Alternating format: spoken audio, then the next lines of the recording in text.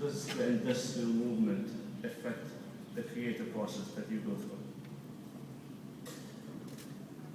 Well, you can't escape it. I mean, architecture is about making things. It's the art of making things. So it's locked into technology. It's a translation of engineering, but it has depth, dimension, it's about emotion, it's about raising the spirit, it goes beyond shelter.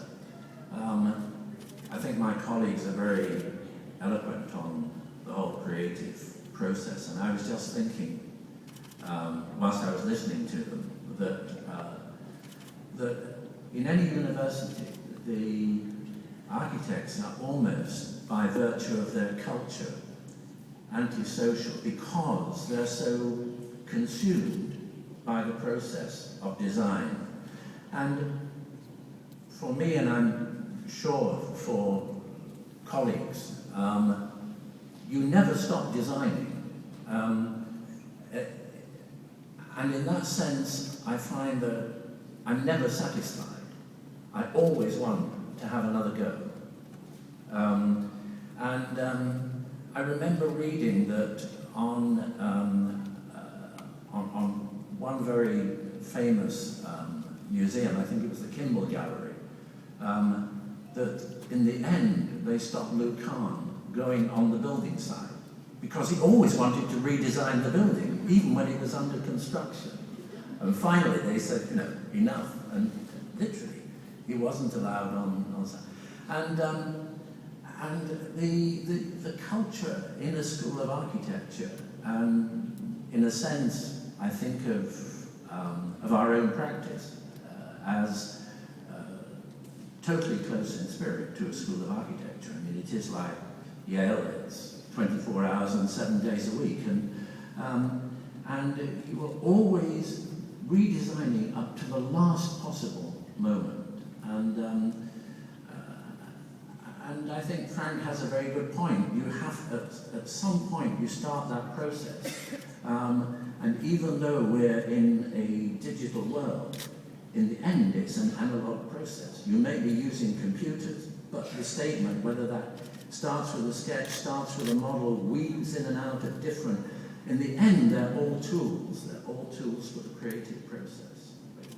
I read, Lord, that you spoke about the creative process is where the artist or the architect stops and then the building starts when the modification process starts.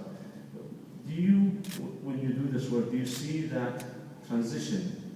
Do you know that it happened? I think it's a continuous process in the sense that the design is, again, talking personally, it's strategic, but then it becomes tactical. In other words, it's a total process down to the smallest detail.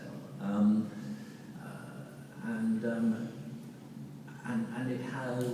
it has many layers.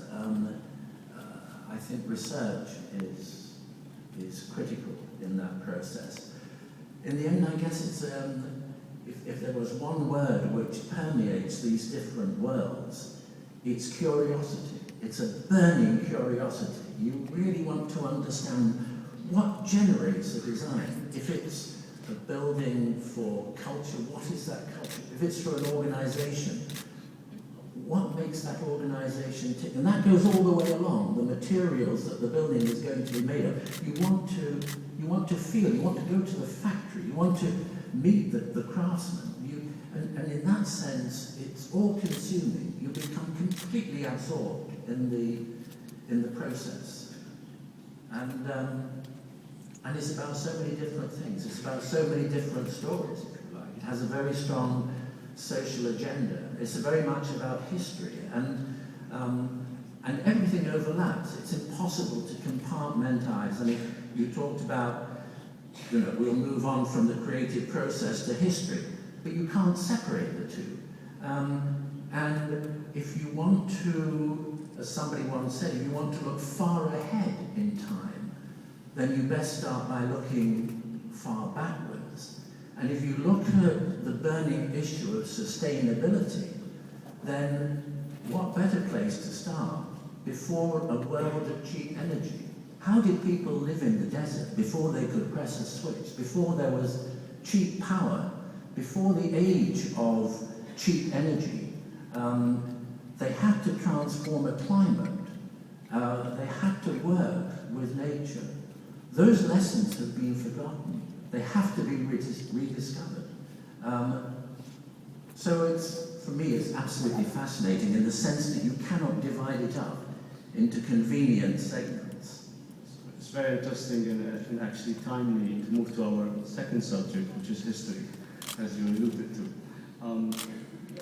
In this part of the world, being in a journey together can mean a lot more than just sharing at the same time or the same space.